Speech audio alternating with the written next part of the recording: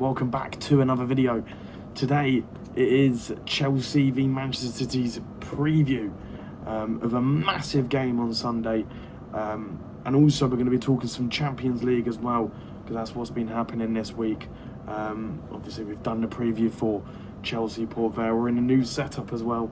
Setup is more of just a curtain and a couple of match attacks on the side, which obviously most of you should know what a couple of these players are, if you can see in the background. Yeah, let's get straight into it. So Chelsea playing Manchester City on Sunday. It's a massive game, not only for top four for Chelsea, or top five now, as we will get onto that, but also for the title as well for Manchester City as they start their run-in. For them, obviously by then we'll know the score between Arsenal and Bournemouth, which I'm sure is going to be a tight game, but they have their run-in. But it's a bigger game for us as it's a bigger game for them. Let's get straight into Chelsea. At the moment, Premier League it's shocking. We obviously know the last two games was Newcastle and Everton. Chelsea at home, last home game was Newcastle. Shocking game of football. Should have really scored a lot more. Didn't look at any threat in front of goal really. And Liam Delap, as we know, took a lot of hate from the fans. Understandably so. He's not performed as a striker as we would have thought.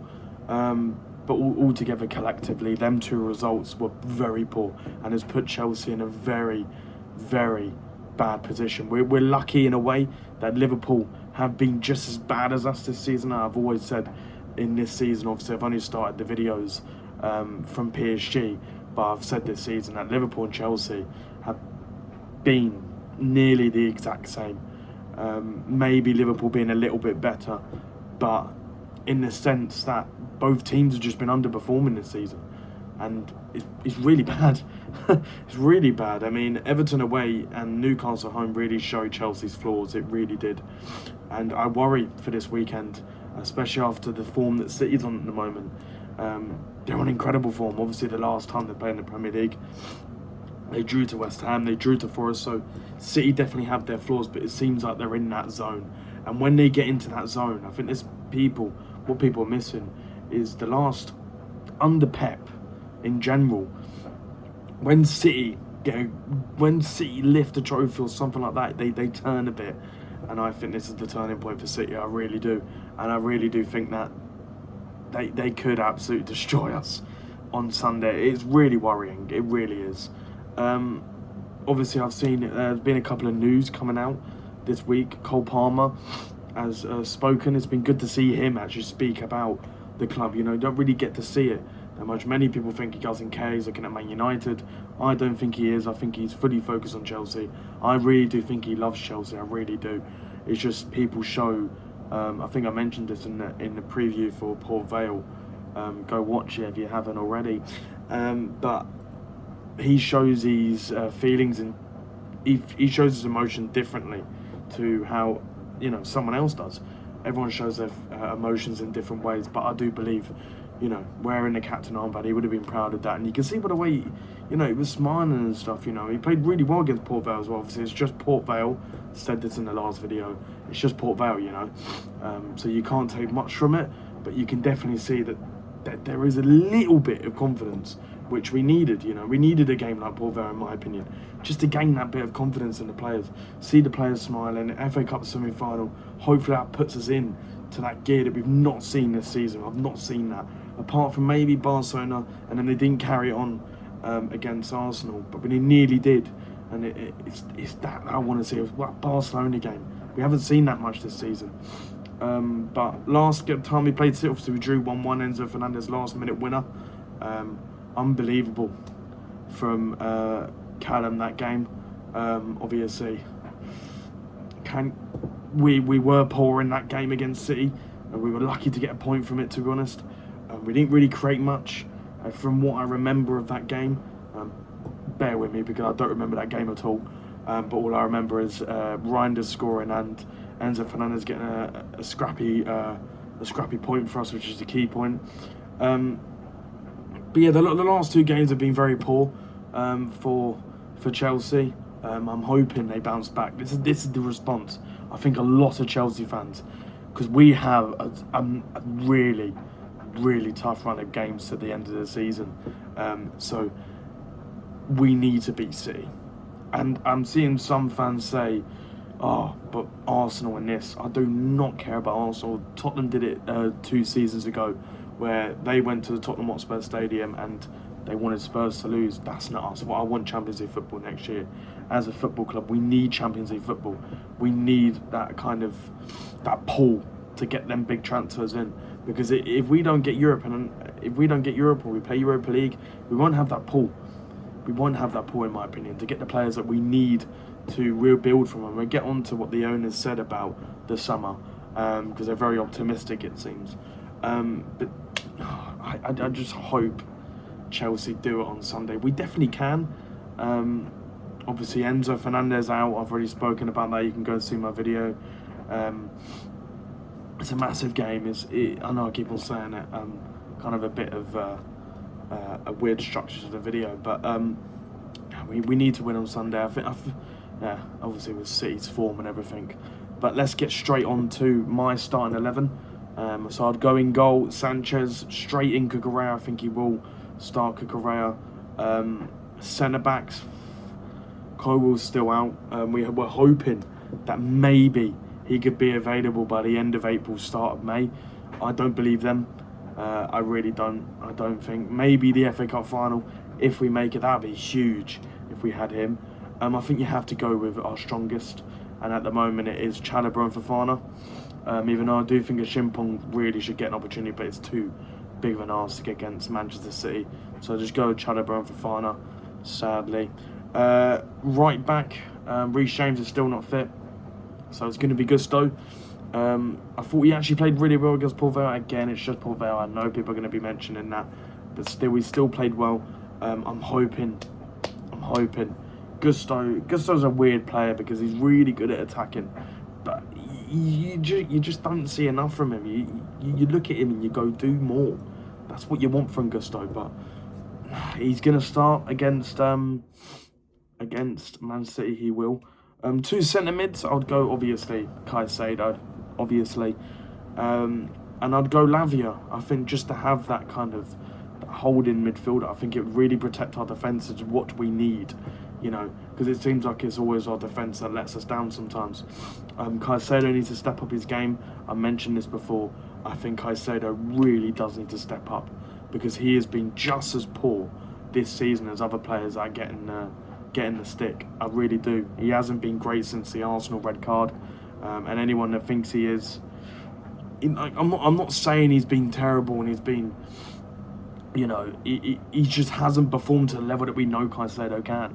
And I think Lavia is still coming back from injury, so I'm not gonna really go into him. He will slowly get better, but I believe you've got to start him. You can't start André Santos. As much as I love him, I just believe if you get that protection in front of the defence, I think that's somehow how we can maybe beat this Manchester City team. It's going to be difficult. And then obviously number 10, I'll go Cole Palmer. That's an easy choose. Neto on the right. Maybe I wouldn't. Can you do this? Neto on the left and Nemens Esteval on the right, and then obviously Joao Pedro picks himself because we finally got Esteval back. Can Esteval play on the right? Can you play Garnacho? Does he deserve a start? He's always played well against Manchester City. We know that's one thing he's good at, but I don't believe that. I would go Neto on the left and then Esteval on the right, and then I'd go Joao Pedro up strike. That's my opinion. But let's get on to some news that has been happening for Chelsea. Obviously this week the Chelsea board have come out, and we're hearing rumours, the Chelsea board, there's been rumours going around, sorry I'm wording this poorly. The board have come out, oh my god, Jesus Christ, get your words right. Rumours are coming out from the board that apparently Chelsea have told Reece James and Cucurella that we're going to be signing Premier League proven players in the summer. Do I believe that? No. No, I don't believe that at all. Actions speak louder than words. And that, I just don't believe that statement at all. I don't believe it. And there's many Chelsea fans on Twitter, obviously, social media, brilliant fans of Chelsea Football Club, the Twitter. Things like one thing goes wrong, the abuse that they get, but I just don't believe it. And then many people being like, oh, who we can get. Rodgers is a guaranteed. Sensi is a guarantee. All these players that they're choosing, not looking back at who we signed previously, you know. I don't know what the scout is. He probably goes to watch primary school football. I don't know, but, you know, it seems like all we've got is kids running around, you know, immature twats, you know, probably running around, you know. It's crazy. It is crazy. Chelsea's spending, and we spend so much that it's going to probably bite us in the arse back in the next 5 years. You know, it's a worry. If it is true, then obviously that's a good thing. We've needed it. There are a couple of players that I believe Chelsea that we need to sign. I'm looking at Ilian Ndiaye. I think that would be an incredible signing from Chelsea, a real upgrade to Neto, and then you can Estevao and Ndiaye as your two right wingers would be amazing. I think Rodgers is a key one, because then Rodgers would be brilliant for Chelsea in my opinion. Midfielder, either Elliot Anderson or Adam Wharton, I think would be perfect for Chelsea. And then the defenders, but the centre-backs is the key thing. You know, the centre-backs is the key thing. We need a centre-back. We need... Sensi would be brilliant in my opinion, I believe. I don't know if he's saying his name right. You know, but I believe that should be a guarantee. But I'll also look at other defenders. I think Murillo from Forest would be another good one. Mickey van der Ven if Spurs go down. You know, but you know, a lot of he gets a lot of stick. Mickey van der Ven does, but I do believe he is a good player. I just believe he doesn't want to play for Tottenham, and who blames him really? I mean, look at him. Who else is there? There's one, Lacroix from Crystal Palace. I know that'd be very difficult to get because Palace are they wouldn't want another big name leaving their club, but Lacroix, he is so good, especially in the internationals for France. Like he would be sensational for Chelsea, really would. And you know, that would be my centre backs in my opinion. If you're looking for, if they're going for their Premier League proven statement, which is bullshit. And Chelsea fans are just eating it up like they do anything. Oh, look at that! There's rumours. They must be true. It's a thing why it's called rumours. It's going to be an interesting summer. If Chelsea get Champions League football somehow, do we deserve it? No. I hope we get it though. I really do. I want Villa to win. I want Villa to win the Europa League or Forest, because then 6th place becomes available, so we can scrape it. Then, you know, just slowly crawl into the finishing line in the Champions League place, and then we get it. I'll have a Tuesday and a Wednesday night in a boozer watching Chelsea Champions League.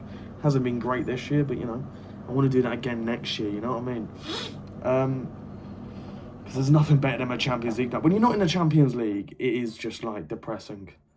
It is, because you're watching all the big... I've watched tonight Barcelona v Atletico Madrid, and it's just like you want to play in them big games. We would have had Liverpool tonight. Imagine how big that would have been. Chelsea-Liverpool in the Champions League. A replay of 2008, the ghost goal. You know, it would have been a replay of that. But no. I was about to go in on PSG again. Don't give me flashbacks. That game... She got ripped to shreds, even though Kvaratskhelia, what a player he is. We had a chance to sign him, and we decided to say no. That's how good our ownership are. How could you look at Kvaratskhelia and go, oh, no chance? Semenyo's another one, and people think we're going to sign Premier League proven players. They're going to look at Ndiaye and go, he's too old. I need someone younger. Let me look at the Brazilian league. Let me look for some 18-year-olds. Mate, honestly, take your kids. Just go to the park, do a couple of kicky-ups next to Cobham, and trust me, someone will be watching. Someone will be watching. That seems like what we do, you know. It's the easiest job in the world doing that. Just he looks decent. He can do a couple of step overs. I can't get over why we signed Enzo Fernandez. Like Todd Bowley was just sitting there watching the World Cup with probably like a fucking massive Big Mac because he's a big guy. Got to be careful what I say because I don't want to get demonetized even though I'm not going to get paid. There's me thinking I'm going to get paid. But he's sitting there with like a Big Mac watching the World Cup and just seeing Enzo Fernandez just whip it top bins and go, oh, that's my player. I'm going to keep an eye on him. And then just watching his progress throughout the World Cup and just going, that is my midfielder. Never played a Premier League game. No one heard of him before that World Cup. Maybe a couple of people did because, they're sad and they don't do anything else but watch every single league. But he must have just been... When he lifted that World Cup, he must have been like, that's my midfielder. I'm bringing him in. And then he just spent the whole entire window just creaming at Enzo Fernandez and then even flying out to Benfica. It was pretty impressive, the fact we even got him. Because obviously a lot of people sniffing around him. And I'm not saying it's a bad sign, it's just incredible. Like Mudryk, for example. Why we got Mudryk. I remember I was at the KSI Temper fight. Don't ask me why I went. KSI, knowledge, strength, integrity. Little boy trying to get involved, coming in, let's get involved. I'm going to get into that. I don't know what I'm doing. It's becoming an embarrassing video. You got to show a bit of comedian. A bit of comedy, not comedian.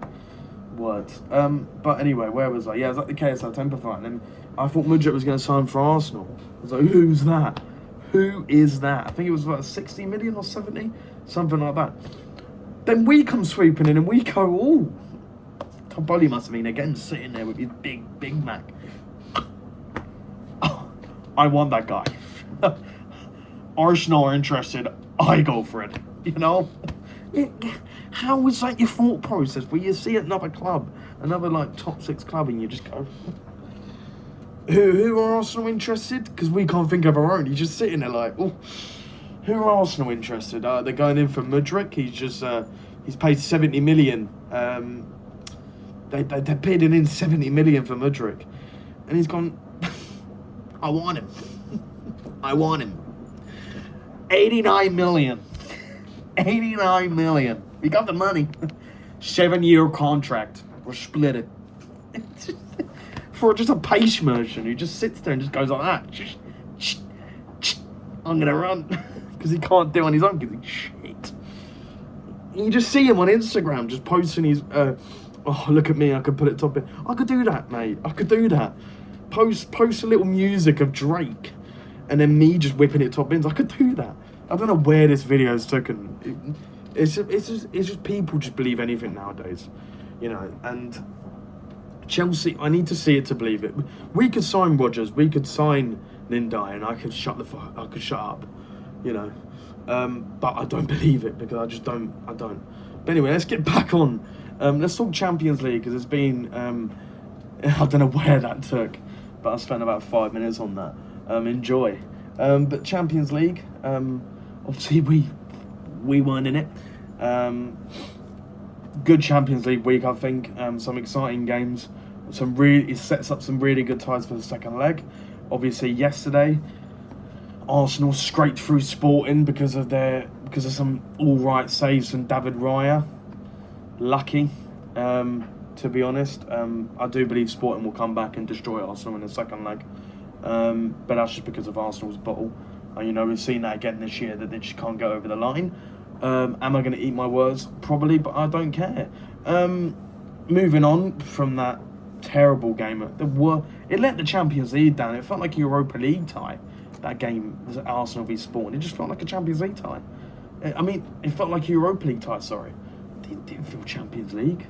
Who sat there and went and was picking between Real Madrid and Bayern Munich and Sporting Lisbon and Arsenal, man? Tell you what games are on tonight, Champions League wise? Got Sporting Arsenal and you got Bayern Munich Real Madrid. Oh, tough one. Sporting Arsenal, I think it's going to be an amazing game. I don't know, there was one of you, and I'm talking about neutrals. I'm not talking about Arsenal fans because fair enough, or Sporting fans. I'm talking about the neutrals. Someone definitely sat there and went, Sporting Arsenal. I'm going to watch a hate watch. No, Real Madrid Bayern was a brilliant game. It sets up a brilliant game in the Allianz Arena. So that's going to be fireworks at Bayern. I think Bayern go and win it, but I don't believe Real Madrid have enough. Even I do believe the manager made the wrong selection. How are you not starting Bellingham in that game? The minute Bellingham came on, he dictated the play brilliantly, and I believe he's going to be key for England. Jesus Christ, 20 minutes. I need to move on. But yeah, Harry Kane, best striker in the world. I think we don't need to speak more about that. Elise is the best winger in the world. No need to say anything. There's people saying that Saka's better. If you're one of them, Saka. Oh, he makes me laugh. Saka does. Just sits there with his Nando's bottle. They bring it back. They brought it back this season as well. It's the only trophy he has. It's my peri sauce. I just keep on flying in the goals, so here's my peri sauce. Hasn't ordered a Man of the Match award though, has he? Hasn't ordered a Player of the Month award. No, can't do that, can he? Has he got a hat-trick ball? No, he's got a peri sauce. Wanker. Then obviously tonight I was watching Barca v Atletico Madrid. I think I've said that about 4 times. Barcelona just didn't have enough. It was very, very weird because Barca definitely had the chances, but Atletico Madrid, brilliant. The first time they've won this is 2009, which is pretty impressive. So the fact they've won tonight, I mean, Sorlof's goal was probably one in the tie. I don't see Barcelona going to Atletico Madrid's ground and winning. But you never know with the Champions League. Barcelona are the kings of comeback. We obviously saw PSG. But I thought one player that stood out for me in the game was Joao Cancelo. I think, you know, he got stick from moving to Saudi. But then he's come back to Barcelona. He's looked like the player that they signed from City. It's been incredible. He's attacking threat, but he was amazing tonight for Barcelona. And it just stood out to me. I was like, Cancelo, man, what a player. You know, it's a shame he moved to Saudi and missed in a couple of years. Obviously got Europa League tomorrow. And PSG, Liverpool as well. PSG got ripped. PSG ripped Liverpool, sorry. Kvaratskhelia, again, brilliant player. What a player he is. Probably is the second best winger in the world to Elise. But it's incredible, man, what he can do with a ball, man. And then Doué scoring again. They just have unbelievable threat. PSG do. They can really ruin you. And I think Liverpool, you never know at Anfield. That's the thing. You never know at Anfield. You can't count out Liverpool. But PSG did it last year, didn't they, at Anfield? But you can't count them out. You can't. Yeah, it's been a long video. We've talked a bit about the summer. I'm going to talk a bit more near the end of the season. But hopefully Chelsea can beat Manchester City. My score prediction... You got to back your boys. You got to back your boys. And I'm going to go 2-1 Chelsea. Cole Palmer scores the winner. The silence says it all. But yeah, thank you guys for watching. We'll be back for another video soon. Probably after the Manchester City game. Where you either see me be very happy or pissed off. I'm more likely pissed off. But we'll see. Thank you guys for watching. Been a long one, so if you stick to the end, thank you. And yeah, we keep on posting. We keep on going. No matter what, the journey is going to be... It's going to be hard, obviously. I know I'm not going to be, you know, straight to the top. You never are. But if you keep on consistently and you just keep on going, you'll get there eventually. And I believe that in life as well. So I'm going to keep on going. No matter how many views I get, no matter how many subscribers I have, it doesn't bother me. I keep on going. I want to do this. I want to take it seriously. And yeah, we keep on going. So thank you guys for watching. See ya in the next one.